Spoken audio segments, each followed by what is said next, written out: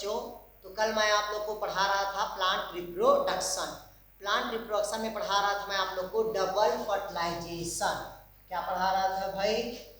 Double fertilisation मतलब द्विनिषेचन पढ़ा रहा था। क्या पढ़ा रहा था? द्विनिषेचन।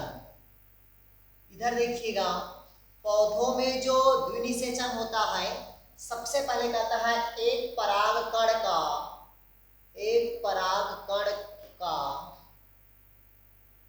प्रथम नर युग्मक मादा के एक अंड कोशिका से संलयन करता है तो उसे निषेचन कहते हैं। क्या कहते हैं? उसे निषेचन।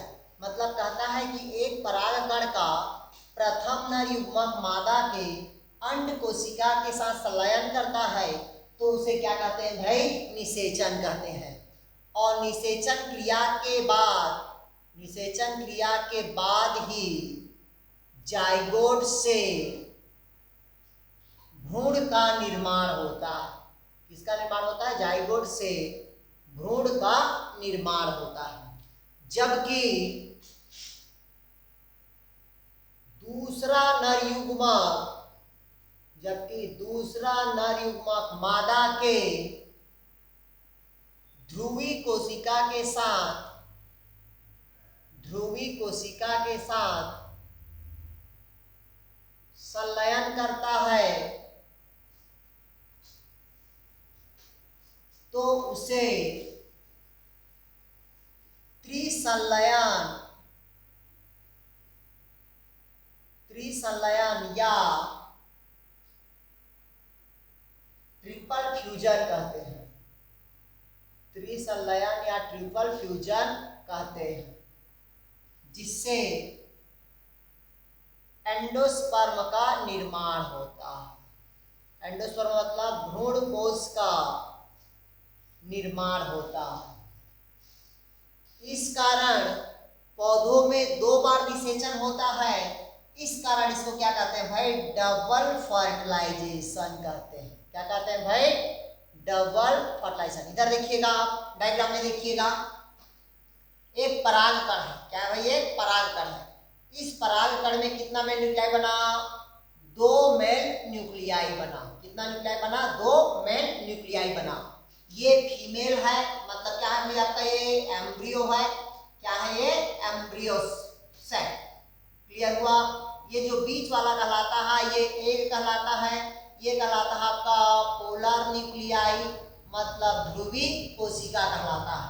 क्लियर है? और ये इस प्रकार की क्या होती है? इसकी संरचना होती है। क्लियर हुआ?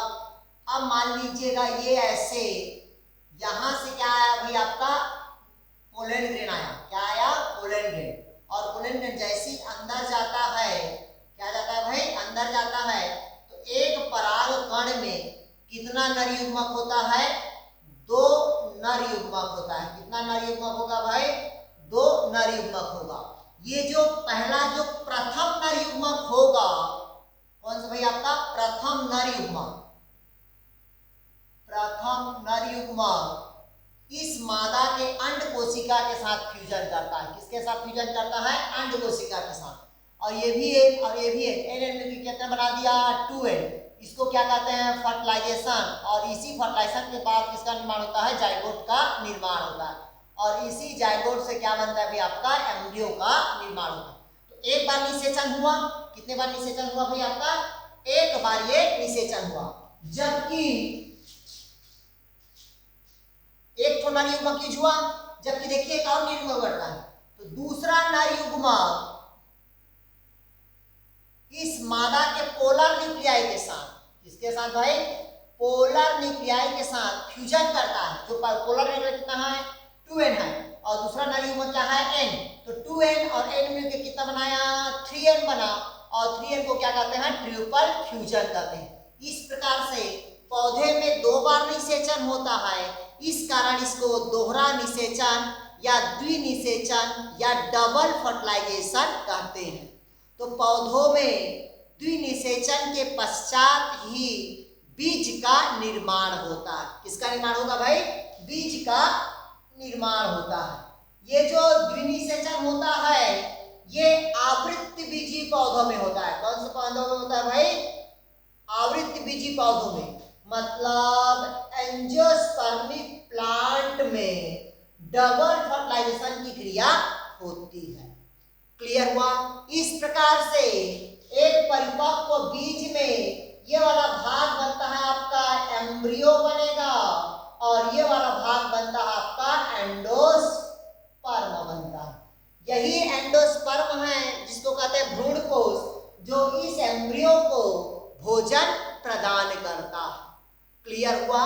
अगर आपसे पूछा द्विनिषेचन क्या है तो क्या बताओगे? पौधों में निषेचन की क्रिया को सर्वप्रथम स्ट्रासबर्गर नामक वैज्ञानिक ने दिया था, जबकि द्विनिषेचन की क्रिया को नामसचियन नामक वैज्ञानिक ने दिया था। क्लियर हुआ? इतना लिख लिए। फिर उसके बाद लिखेंगे एक परागकण में, मतलब एक परागकण में दो नर युग्मक होता है। उस दो नर युग्मक में से प्रथम नर युग्मक मादा के अंड कोशिका के साथ संलयन करता है तो उसे निषेचन कहते हैं, और निषेचन क्रिया को ही क्या बनता है? आपका जाइगोट का निर्माण होता है, और जाइगोट से ही क्या होता है? भ्रूण का निर्माण होता है। एक बार निषेचन हुआ। जबकि दूसरा नर युग्मक मादा के ध्रुवी कोशिका के साथ संलयन करता है तब इस क्रिया को ट्रिपल संलयन या त्रिसंलयन कहते हैं, जिससे भ्रूणपोष या एंडोस्पर्म का निर्माण होता है। इस प्रकार पौधों में दो बार निषेचन की क्रिया होती है, इसे ही द्विनिषेचन कहते हैं। क्लियर हुआ? अब देखते हैं भाई इसका अगला।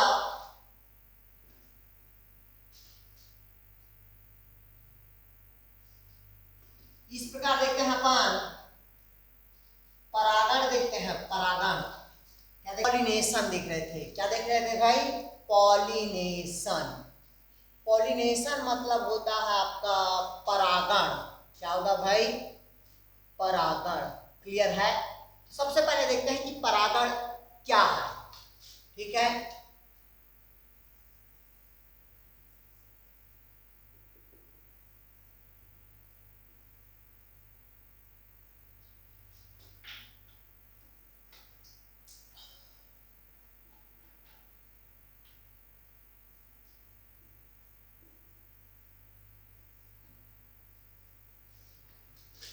इधर देखिएगा, यहाँ पास देखिएगा दो पुष्प है। कितना पुष्प है भाई आपका? दो, मतलब दो फ्लावर है।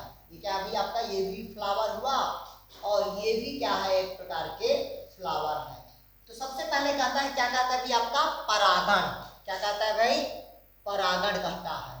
तो इधर देखिएगा एक परिपक्व पुष्प के, मतलब ये क्या है? एक परिपक्व है।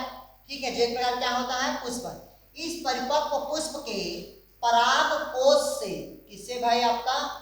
परागकोश से परागकण निकलकर, कौन निकलता है भाई आपका? परागकण निकलकर उसी पुष्प के वर्तिकाग्र पर गिरना या दूसरे पुष्प के वर्तिकाग्र पर जाकर गिरना ही क्या कहलाता है? परागण कहलाता है। क्लियर हुआ? मतलब एक परिपक्व पुष्प के एंथर से परागकण निकलकर उसी पुष्प के वर्तिकाग्र पर जाकर गिरना या दूसरे पुष्प के वर्तिकाग्र पर जाकर गिरना ही क्या कहलाता है? परागण कहलाता है। क्लियर हुआ? जैसे देखिएगा एक परिपक्व पुष्प है, इस पुष्प से क्या होता है? ये है क्या कर रहा है आपका? एंथर। इस एंथर से क्या निकलता है आपका? परागकण, और इसी पुष्प के वर्तिकाग्र पर गिरना या दूसरे पुष्प के वर्तिकाग्र पर जाकर गिरना ही क्या कहलाता है? परागण कहलाता है। क्लियर हुआ? अब देखते हैं जो परागण होगा। इधर देखिएगा, परागण कहता है एक परिपक्व पुष्प के एंथर से परागकण निकलकर उसी पुष्प के वर्तिकाग्र पर जाकर गिरना या दूसरे पुष्प के वर्तिकाग्र पर जाकर गिरना ही क्या कहलाता है भाई? परागण कहलाता है। ये जो परागण होगा ये दो प्रकार के होगा। कितने प्रकार का होगा भाई? दो प्रकार के होगा। पहला देखते हैं अपन सेल्फ पॉलिनेशन। पहला क्या होगा आपका सेल्फ पॉलिनेशन। सेल्फ पॉलिनेशन मतलब होता है स्वयं परागण। क्या होगा भी आपका स्वयं परागण। और दूसरा होगा आपका क्रॉस पॉलिनेशन। क्या भाई आपका क्रॉस पॉलिनेशन। क्रॉस पॉलिनेशन मतलब होता है आपका मतलब ये स्वयं परागण हुआ और क्रॉस पॉलिनेशन मतलब क्या होगा भाई आपका पर परागण होगा। क्लियर है। तो ये परागण कितने प्रकार का होगा? दो प्रकार के होगा। पहला होगा आपका स्वयं परागण और दूसरा होता है आपका पर परागण होगा। क्लियर है। तो इधर देखिएगा स्वयं परागण क्या है। स्वयं परागण मतलब सेल्फ पॉलिनेशन। इधर देखिएगा पहला क्या देखते हैं भाई अपन सेल्फ पॉलिनेशन। सेल्फ पॉलिनेशन मतलब होता है स्वयं परागण। क्लियर है। स्वयं परागण क्या कहता है इधर देखिएगा। पहले समझिएगा चीजों को, डायग्राम से देखिएगा पहले।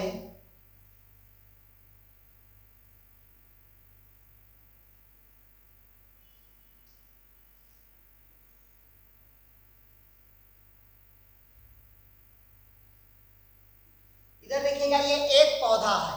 किसका पौधा है? मान लीजिएगा ये मक्का। मक्का तो हर कोई पता है भाई।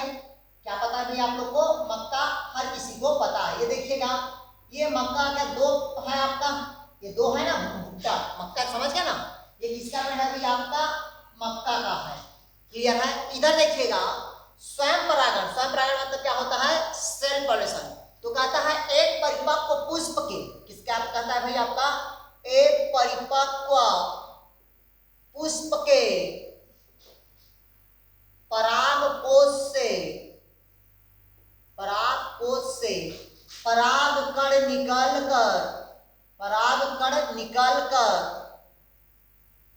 उसी पुष्प के वर्तिकाग्र पर जाकर गिरना या वर्तिकाग्र पर जाकर गिरना ऑटोगेमी। वर्तिकाग्र पर जाकर गिरना ऑटोगेमी।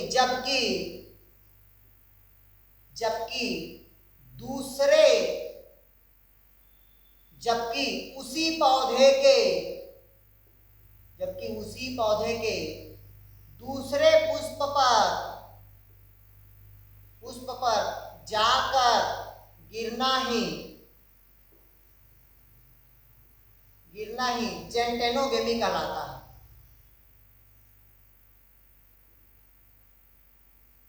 इन दोनों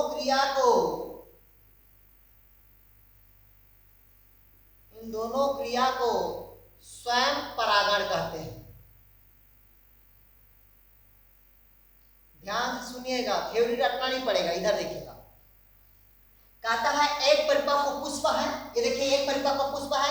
इस परिपक्व पुष्प के ये पराग कोश से परागकण निकलकर इसी पुष्प के वर्तिकाग्र पर जाकर गिरेगा तो उसे क्या कहते हैं? ऑटोगेमी कहते हैं। क्लियर हुआ भाई। एक परिपक्व पुष्प है, इससे पराग से क्या निकला? परागकण, और इसी पुष्प के वर्तिकाग्र पर जाकर गिर रहा है तो क्या कहलाया? ये ऑटोगेमी। जबकि इसी पौधे के, देखिएगा अगर इसका परागकण निकल के इसी पे गिरा तो पहला कंडीशन क्या होगा आपका? ऑटोगेमी होगा। क्या होगा भाई आपका? ऑटोगेमी। जबकि इसी पौधे के दूसरे पुष्प के वर्तिकाग्र पर आकर जाकर गिरता है तो वो कहलाता है जेंटेनोगेमी कहलाता है। क्या कहलाएगा भाई आपका? जेंटेनोगेमी। इधर ध्यान सुनिएगा मैं जो बता रहा हूं। एक परिपक्व पुष्प के पराग कोश से पराग कण निकलकर उसी पुष्प के वर्तिकाग्र पर जाकर गिरना ऑटोगेमी। जबकि उसी पौधे के वर्तिकाग्र पर मतलब उसी पौधे के दूसरे पुष्प के वर्तिकाग्र पर जाकर पराग कण का गिरना जेंटेनोगेमी कहलाता है। इन दोनों क्रिया को एक साथ स्वयं परागण कहते हैं। जैसे ध्यान से सुनिएगा, हमको देखिएगा, ये हमारा क्या हुआ? वर्तिकाग्र हुआ। ये हमारा क्या हुआ? एंथर हुआ। तो यहां से परागकण निकलकर इसी पुष्प के वर्तिकाग्र पर जाकर गिरा तो क्या कहलाए? ये वर्तिकाग्र। जबकि ये साइड में एक और पुष्प है, अगर यहां से परागकण निकलकर अगर साइड वाले पुष्प पे गया तो वो क्या कहलाता है? जेंटेनोगेमी कहलाता है। और दोनों क्रिया को एक साथ स्वयं परागण कहते हैं। क्लियर है? अब स्वयं परागण की क्या होती है भाई, कुछ विशेषताएं या अनुकूलताएं होती है। क्लियर है? तो देखिएगा स्वयं परागण में क्या होता है, पहला देखिएगा स्वयं परागण में क्या होना चाहिए, पुष्प का छोटा होता है। पुष्प कैसा होगा भैया आपका, छोटा होगा। और पुष्प क्या होगा, रंगहीन होगा और गंधहीन होगा, मतलब पुष्प में कोई सजावटी नहीं होगा। ठीक है, मतलब वो दिखने में सुंदरता नहीं होगी। इस कारण उसमें क्या होता है भैया आपका स्वयं परागण की क्रिया होती है। क्लियर है? और वो पुष्प ज्यादा रंगीन नहीं होता और उसका साइज भी क्या होता है, स्मॉलेस्ट होता है। इस कारण वहां पास कोई भी इंसेक्ट नहीं आता। जैसे कि घास का पुष्प, घास के पुष्प में आता है क्या, इंसेक्ट नहीं आता, मतलब वो कौन सा परागण होगा भी आपका, स्वयं परागण होगा। किंतु स्वयं परागण से जो बीज प्राप्त होगा वो शुद्ध बीज प्राप्त होता है। क्लियर है? मतलब वो आनुवांशिकी रूप से क्या होता है, समान होता है। इसमें कोई भी प्रकार के आनुवांशिक पदार्थ का स्थानांतरण नहीं होता और इसके आनुवांशिक पदार्थ में परिवर्तन नहीं होता। और स्वयं परागण के लिए किसी माध्यम की आवश्यकता नहीं होती। क्लियर है? जैसे कि मैं आपको बताता हूं, इधर देखिएगा, जैसे कि घास, क्या होगा भाई आपका, घास। ठीक, इस घास में कौन सी क्रिया होती है भाई आपका, स्वयं परागण होता है। कौन सा क्रिया होता है भाई आपका, स्वयं परागण होगा। क्लियर है? ये देखिएगा स्वयं जो परागण होगा किसमें हुआ भाई आपका, घास में हुआ। उसी प्रकार से आप लोग देखिएगा मूंगफली, क्या होगा भाई आपका, मूंगफली। मूंगफली में क्या होता है, ये जमीन के अंदर है। क्या भाई, मूंगफली कहाँ है, जमीन के अंदर है। क्लियर है? अब जमीन के अंदर है तो उसको आप देखने गए हो क्या, नहीं देखे हो, मतलब उसका जो पुष्प होगा, मूंगफली का क्या होगा, जो पुष्प होगा वो बंद प्रकार के होता है। कैसा होगा भाई आपका, बंद प्रकार का होता है। जब मूंगफली का पुष्प बंद प्रकार का होता है और बंद प्रकार के जो पुष्प में जो परागण की क्रिया होती है, कौन सी क्रिया होती है, परागण की क्रिया होती है, उसको कहते हैं क्लैस्ट्रोगेमस कहते हैं। क्या कहते हैं भाई, क्लैस्ट्रोगेमस। मतलब कहता है बंद प्रकार के परागण को क्लैस्ट्रोगेमस कहते हैं। क्लियर है? जिसका पुष्प क्या रहता है, चारों तरफ से पैक रहता है, उसके अंदर में क्या होता है, परागण रहता है, मतलब परागकण रहता है जो वर्तिकाग्र पर जाकर गिरता है और अंदर ही अंदर क्या करता है, वो परागण की क्रिया में भाग लेता है। इस प्रकार के परागण की क्रिया को क्या कहते हैं भाई, क्लैस्ट्रोगेमस कहते हैं। क्वेश्चन पूछता है ऑब्जेक्टिव में कभी कभी कि मूंगफली में कौन सा परागण की क्रिया होती है, तो क्लैस्ट्रोगेमस होती है और बंद प्रकार का होता है। क्वेश्चन पूछा है ऐसा कौन सा परागण की क्रिया है जिसमें आनुवांशिकी रूप से समान होता है, तो स्वयं परागण की क्रिया। मतलब भाई बहन का शादी कर दो तो वो कौन सी क्रिया होगी भाई आपका, स्वयं परागण होगी। इसमें किसी माध्यम की आवश्यकता नहीं होती। अब दूसरा देखते हैं भाई अपन, पर परागण देखते हैं। क्या देखते हैं भाई अपन, पर परागण।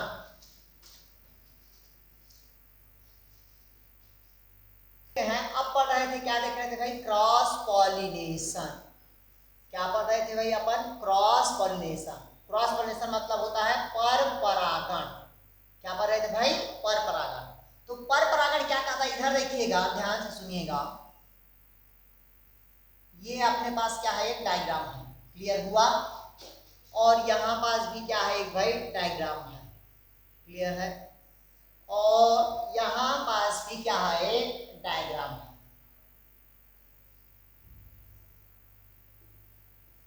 तो देखिएगा ये डायग्राम है, ये टमाटर का पौधा, ये भी टमाटर का पुष्प, ये बैगन का पुष्प है। कौन सा पुष्प है भी आपका, बैगन का पुष्प। इधर देखिएगा, एक परिपक्व पुष्प के परागकोश से परागकण निकलकर दूसरे पुष्प के वर्तिकाग्र पर जाकर गिरना क्या कहलाया भाई आपका, आलोगेनी। जबकि दूसरे जाति के पुष्प के वर्तिकाग्र पर जाकर गिरना क्या कहलाता है भाई आपका, जीनोगेनी कहलाता है। इन दोनों क्रिया को एक साथ पर परागण कहते हैं।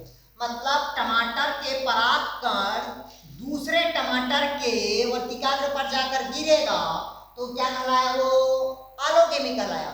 जबकि टमाटर का परागकण बैगन के वर्तिकाग्र पर जाकर गिरेगा तब वो कहलाता है आपका जीनोगेमी। इस क्रिया को अपन क्या कहते हैं, पर परागण कहते हैं। इसके आगे के वीडियो को मैं आप लोग को कल बताऊंगा। ओके दोस्त, थैंक यू।